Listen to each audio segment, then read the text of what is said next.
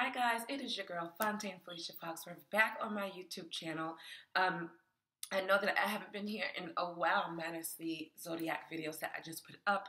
For me, YouTube is definitely a way to reach people and spread light and share my experiences, my ascension experience. But I try not to be so just like tied in to make a video.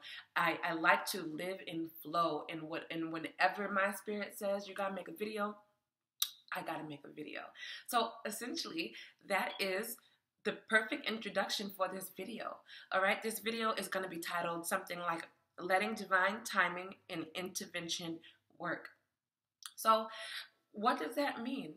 Let's get into it, y'all. All right. Before we get started, I want you to look at my Wokety Woke t-shirt. Okay, this is our Wokety Woke short sleeve black square tee. A little bit wrinkled, but you know, gotta get that steam to it. But yeah, this is just one of our new items in our line for Soul Tribe Network. As you guys know, Soul Tribe Network is the world's first nonprofit social media network geared to providing free healing globally to all those in need, as well as fostering a community for people going through spiritual awakening and ascension to connect, heal, and ascend. Yes, y'all. So yes, it's that Wokety Wokety shirt. Stay tuned for about how you can get this merch. But let's get into it. All right, so along this journey, I have my notes. Along this journey, we all must learn the lesson of being in the I am presence, okay? Of being in flow, of being connected to all that is and understanding what that means. We have to learn how to release fear, relinquish that fear, the bind that it has over our lives, over our minds, over our hearts, over our decisions, all right? Learning to surrender to the faith of divine timing and the faith of the process, and trusting that everything is working out for our highest and greatest good at all time, leaving our mistakes, you know, happen for a reason. We have been conditioned in this matrix, in this life, in these vessels, these meat bags, so to speak, to be fear-based, okay, to always live in a survival mode. We have been reared in that fear-mongering energy where, you know, you have to go each step for each step, climb up the corporate ladder, you know, pay all this money to go to school only to get out of school and not find a job and have all this debt and to blah, blah, blah. Y'all already know the deal. So, you know, when we awaken, as you know, when we awaken from the illusion that is the matrix, everything just malfunctions within and around us, and we can no longer, you know, stick to that fear-based living, though it is hard to transition out of. Trust me, I know. We're going to get right into it. At the end of the day, we've been taught to, you know, pay our dues, this, that, and the third, and forever adopt this human idea of survival, okay, survival of the fittest, and survival-based thinking and living. So this video is expressing how that's not natural, y'all. We are embodiments of God, okay? We are embodiments of source of light.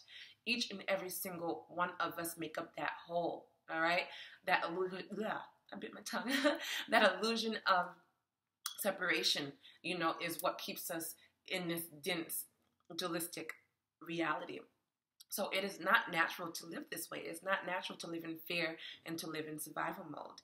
It is natural, just like the earth, to go with the flow, the ebb and flow of life. We were never meant to live in this in this, you know, forever, you know, stressed space in way of being.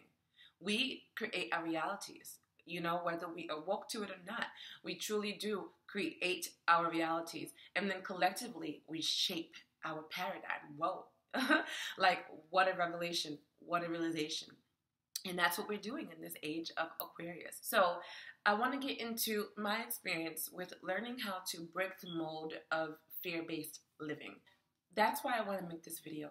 I wanted to make this video to just share with you guys my experience and how many times that I let divine timing, you know, take the wheel, and how many times that I relied on faith and relied on flow and being a free spirit, and how that has fared for me and how it got me to this place. Let's get into this video about letting divine timing and intervention work. I have found that there are three major ways that the universe, pretty much steps in our lives as we are breaking that mold of being stuck in a fear-based survival state of mind. All right. Number one is physically and tangible intervention. So physical and tangible intervention. Number two is divine intervention, okay, or energetic intervention. And number three simply is things not flowing and things just not working out in your favor, all right? So things not going your way. And then from there, I'm going to talk about trusting in your intuition and how you can get to that space where you can break, the masculine, in your head energies of thinking that way instead of being heart-centered and listening to your intuitive nudges and everything else. We're going to get to that. So here we go. Let's go with number one, physical and tangible intervention. All right. So that happens when like some kind of weird interjection like literally happens in your life, when you're on the verge of crossing into a new timeline, on the verge of collapsing an old one and entering a new one. So when something physically happens in your reality where like you saw it, who was with you saw it, like there's no denying it. All right. So an example of that would be in 2017, I moved to New Orleans, and it only took me about like 2 or 3 months to just, no, not even, I think it was like a month, 3 weeks to 4 weeks when I realized that I have to go to New Orleans. My spirit was pulling me to New Orleans. There were plenty of things happening in my external reality. At that time, I was just unable to find a job. I was, struggling with getting my bills paid on time, my rent paid on time. And though it was just a struggle. And I was at the point where even my entrepreneurial stuff wasn't really working out the way I needed it to. So I knew something had to give, but I needed this physical, tangible intervention from the universe, and it happened. So one night, long story short, I was in my speakeasy that I had in Brooklyn in Bed-Stuy with a friend and my sister, and we was drinking. We wasn't even toe up. We wasn't lit too much, you know what I mean? It was just some nice cocktails and made some margaritas in a glass. I don't have a glass like that, but those glasses that have like a heavy base right here, and then the rest of the glass kind of, goes up. Like this cocktail glass. That's what I was drinking out of. And out of nowhere, I'm drinking, and the bottom of the glass falls down, and my drink just falls on my lap, completely wasting my drink, so I was upset. But then, and also wetting my lap. And I'm just like, what the heck? My friend and my sister is looking at me like, girl, is you drunk? Like, how you just dropped your whole drink? And I was like, no, you guys. I didn't spill my whole drink. I'm not drunk, excuse me. But look, I took the glass because I kind of went like this. You know what I mean? So I took the glass and went like this. I said, look, you guys, like I can like see through this. Like I put my finger through it, I was in shock, and they were just like, wait, hold up. How that happened? Listen, I don't have a dishwasher. It just wasn't putting hot water and then ice in it. I didn't drop it. There was no cracks in it. There's no like logical, realistic reason for why that glass just like literally fused apart. And then if you looked at it, it was clean cut across. You can rub this against your skin. That's how clean it was. It was so crazy. I wish I had it today. I took it with me on the plane to New Orleans, so 3 weeks later, and TSA got my shit. But that is just an example, because during that moment when that happened, you know what I was talking about? I was talking about my sister had just come back from New Orleans not too long, before that period. And we were talking about New Orleans. We were talking about New Orleans energy. And I was joking about just dropping everything to become a stripper in New Orleans. I was low-key I was low-key kidding because, you know, I thought about it. And not for nothing. And that's what we were talking about when the glass just like dropped, in it, you know. And then I kid you not, about um, within that week or two, I had been looking for a job, and it happened like intermittently, just like over 2 months of me looking for a job, having a set interview, going to the interview, and the place being closed, shut down, door gates down, lights off, nobody there when they were supposed to be open, and they knew I was coming. So that just kept happening in my reality, and I could not find a job in the bartending industry, in the hospitality industry. And so once that shit happened, something else happened 2 weeks later, and then that's when I knew. I was like, boom, I am going to New Orleans, because that was a direct message from the universe. At that time, I was still learning how to shed fear and go with the flow and go with my heart and go with my nudges. So that's just an example, y'all, because guess what? When I got to New Orleans, on my third day there, I was looking for a job in the dead of bacon grease heat, okay? And guess what I did? I got a job in a time where people don't get jobs in New Orleans because it's hot. Ain't nobody really visiting New Orleans during those hot bacon grease summer months. And I got a job at a strip club right on Bourbon Street on the third day of me being there. So call it what you want, y'all, but that was physical, tangible, divine intervention. Number 2 is energetic divine intervention, or harmonious happening. You know, kind of like either a cause or effect, or something like that. And remember, y'all, there's an energy of it's always darkest before the dawn when this kind of universal divine intervention pops into your reality that you are co-creating, okay? So yeah, I already learned about New Orleans and that whole ordeal, and the physical, tangible intervention that happened to get me there.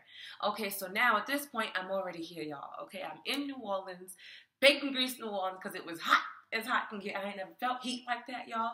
That was wet heat. Okay, that was like shellacked heat. Like I didn't want to get into it. But so here I am in New Orleans. That in itself was a whole ordeal. Talk about darkness before the dawn. It was so hard. Like, I literally was homeless because where I was staying fell through. It was just a hot mess, y'all. As hot as it was hot. Everything was hot. You know, I was a hot mess. The weather was a hot mess. Hot mess. Anyway, I finally found a peaceful, quiet room, nothing but a bed and eventually a dresser, where I was able to get centered, and I experienced a spiritual catalyzing moment for 6 months in New Orleans. It was absolutely beautiful, and literally why the universe sent me there, because my soul needed that groundedness. My soul needed that spiritual catalyst, and I'll talk about that in itself another time.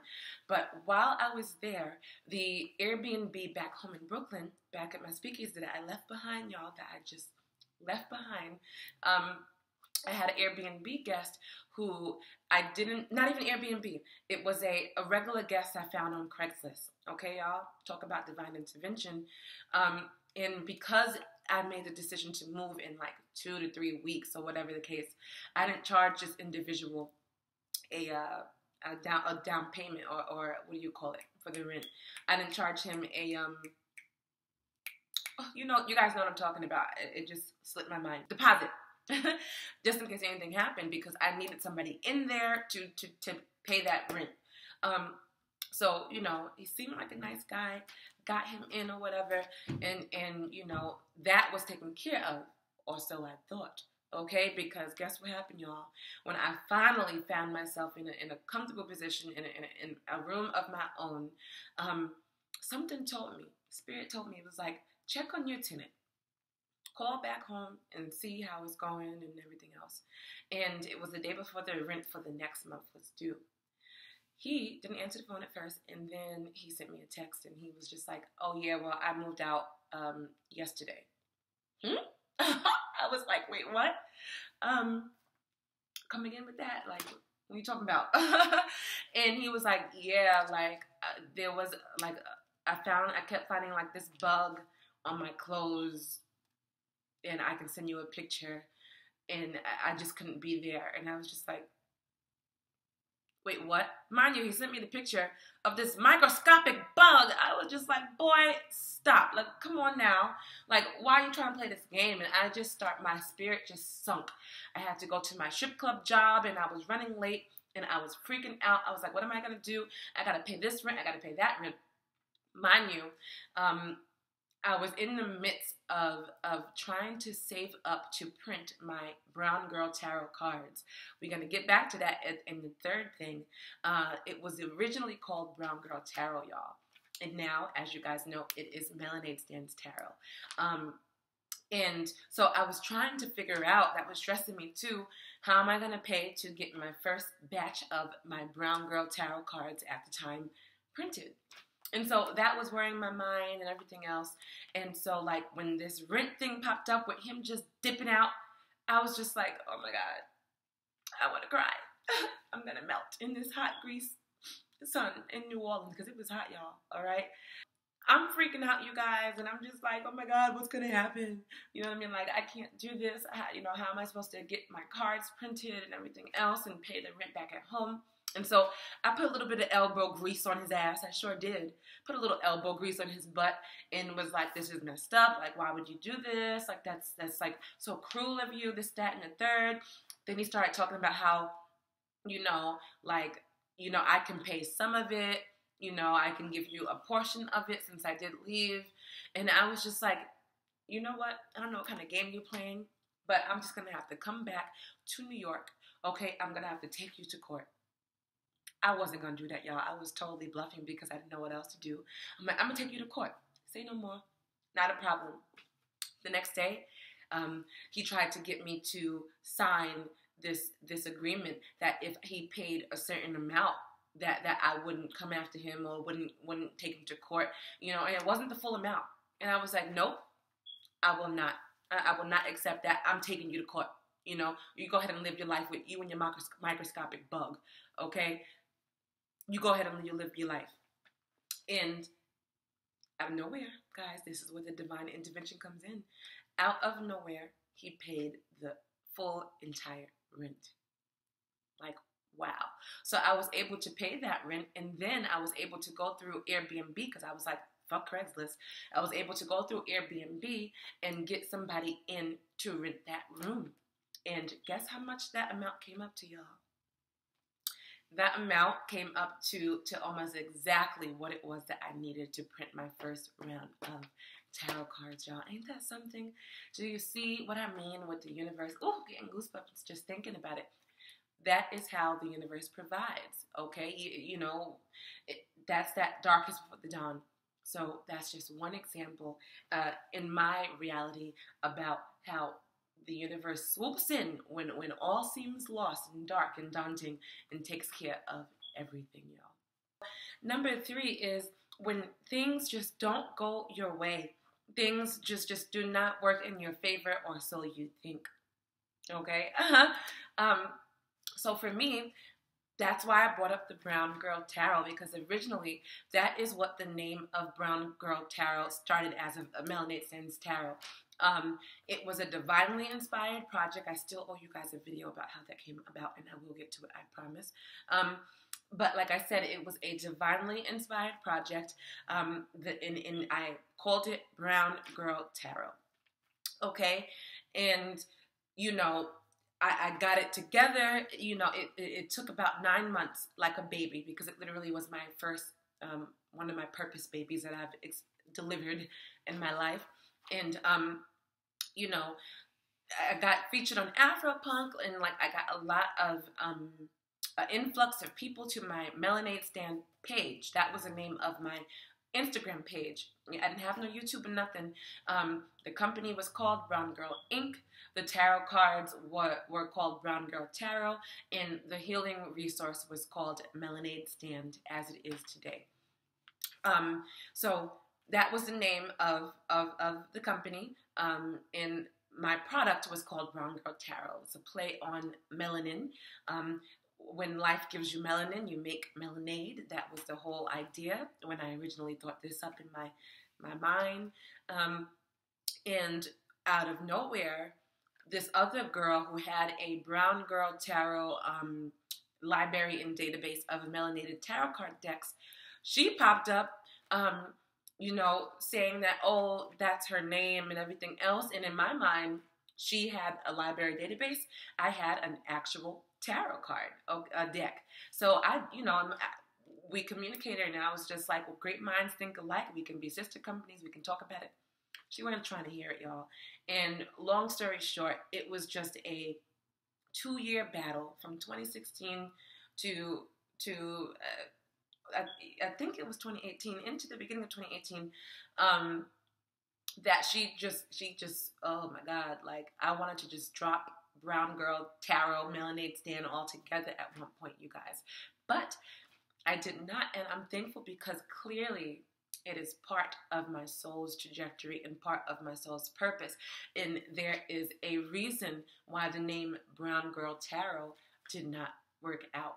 I know in my heart why, but I'm just sharing that with you because the things that are not supposed to happen in your life, the things that are not supposed to flow in that direction, if you fight against it, it will give you a hard time. It will roll you through the trenches and trying to hold on, okay? It taught me a great soul lesson, okay? It taught me about letting go, surrendering ego in so many ways, you know, and that is how that lesson really came through for me. Just one of the ways of just surrendering, letting go.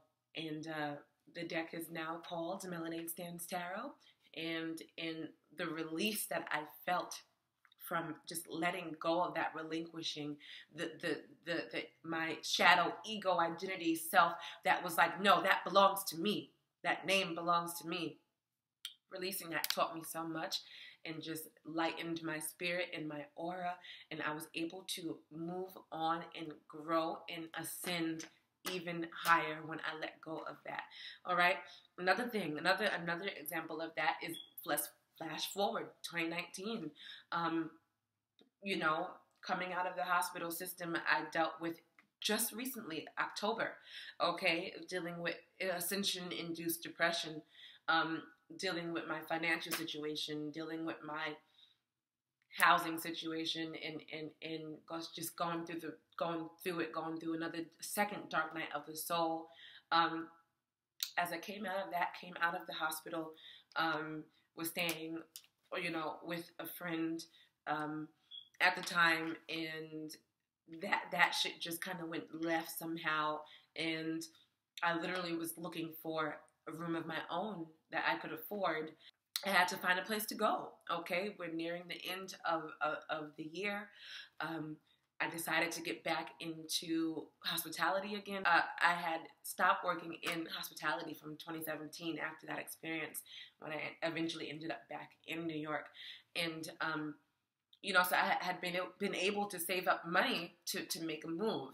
And every apartment that I would find that I was interested in, every room in New York, because, you know, it costs $1 million to live in a closet in New York, was $500, which is really, really low for a room in New York, in Brooklyn. If you're from Brooklyn, then you know what I'm talking about.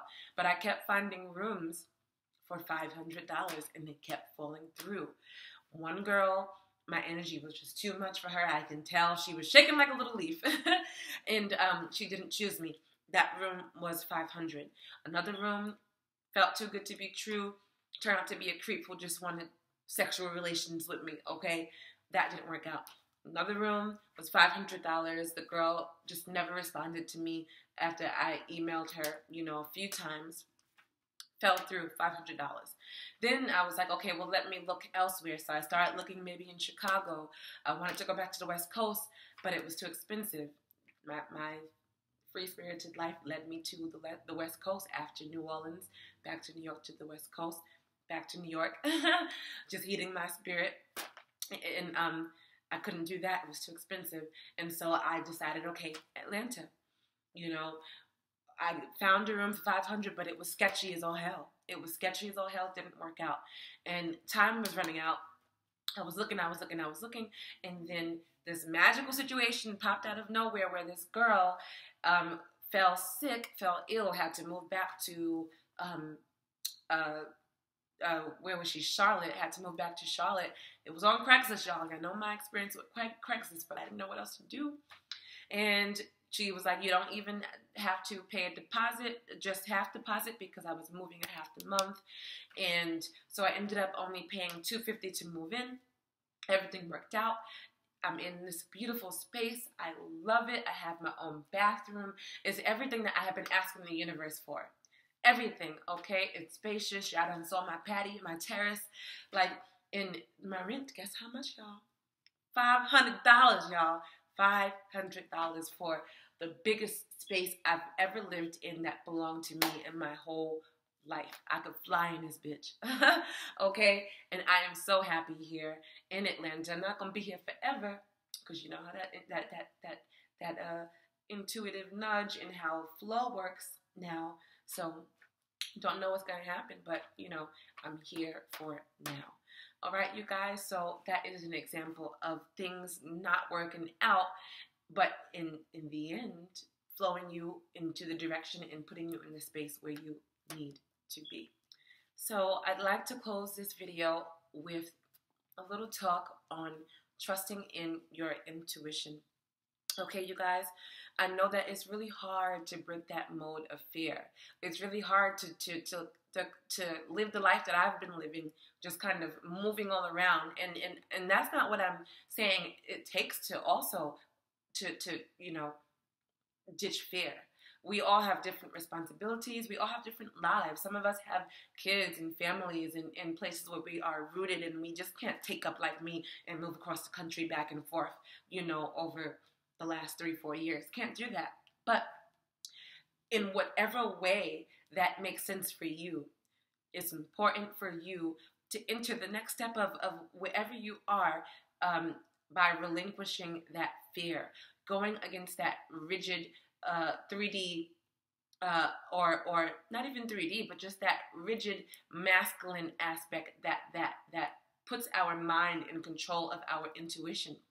I always say this, our intuition is our highest form of intelligence, okay? It's our higher form of advice from divine, from source, from our own higher selves.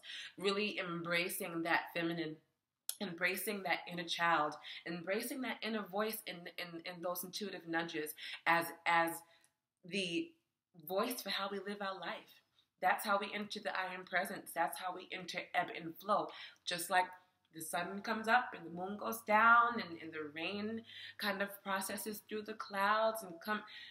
That's how we have to start living our life. Following your heart, following your intuition, you know, balancing the feminine and the masculine, the yin and the yang, to create a life of flow, to create a life lived through faith and not fear. Okay, to understand how we are actually creating the life that we want when we do that. Okay, it's what we say go and not the other way around, y'all. All right, it is the last part of taking that leap into faith, into your ascension, into your spiritual awakening, and wherever you are now. Okay, finding yourself in that space of ego, you know, death. Of course, we're going to always have our ego. So what I'm saying is the last place that you find yourself in before you truly grasp and understand the idea of living in flow is this period of neutrality. I talked about it in another video. This period of where you just want to be. You don't want to chase. You don't want to worry about money. You don't want to even, at one point you don't even care about like purpose for a second when you go through this phase right before you fully get the point of what it means to be an embodiment and live in flow. Okay, I went through this phase after I got out of the hospital in October, where I just literally, you guys saw the video. It was the first and second video I ever made on YouTube. You can go back and look at it. You can see how different my energy was. I was just in this place of, I just want to be. I don't care about jobs. I don't care about my purpose even right now. I just want to live, to breathe, to feel to exist, okay? To be in my changing light body. This is the place that you find yourself before you ultimately truly find that purpose, okay? Through the whole journey, you are laying those blocks. Like Nipsey said, lay those blocks. Eventually, you have a brick wall. Till you get to this point, you have been building that brick wall of your purpose. And then you get to this point of neutrality and this clearing, this ego death, and then out emerges that phoenix rising out of the ashes, okay? And then you find yourself reborn into your higher self, bloomed into 5D, okay? That is where and when you can truly understand that idea of living through flow, ditching that survival mode, ditching that fear-based living, ditching that one-sided masculine in your mind, you know, your mental center living into a balanced yin and yang, mind and heart centered vibrational flow. Some of you have yet to go through it. Some of you have gone through it. Some of you have bloomed. Some of you have ascended into your higher selves. Whatever the case is, the end game in this new paradigm is living in flow with however that makes sense for your life. Because when you truly let go and let God and let go and let the universe, source, whatever you call it, everything you need is provided for you, because then that is only when you are truly co-creating your life and truly creating your reality, y'all. Okay, it goes beyond the law of attraction. You are the law of attraction. The only way to really bloom into this God self is to go through that phase of neutrality, that final ego death after how many dark nights of the soul you done had, and be reborn. And there is a phrase of that transmutation, okay, that transfiguration, that the idea of being in the egg of your soul bubble, okay, hearing that crinkling and that crackling and emerging from your own soul bubble, from your own soul's like sack, like when we're actually born and we're in our parents, in our mom's wombs. Literally, that is the phase of being birthed into your God self. And then from there, as an embodiment, you're living in ebb and flow, just like the earth. And that's when you can truly, truly tap into that energy and always be guided by your intuition. Always receive the messages and the signs and the synchronicities from earth. And that's how you move. That's how you make your decisions. That's how you live your life. That's how you receive divine inspiration. Those downloads we always got as we were waking up, now it's just like an intravenous thing. You know what I mean? When you get to that point. We get to this point where it's not up to the man, it's not up to the government, it's not up to the matrix. We are unplugged from all of that, okay?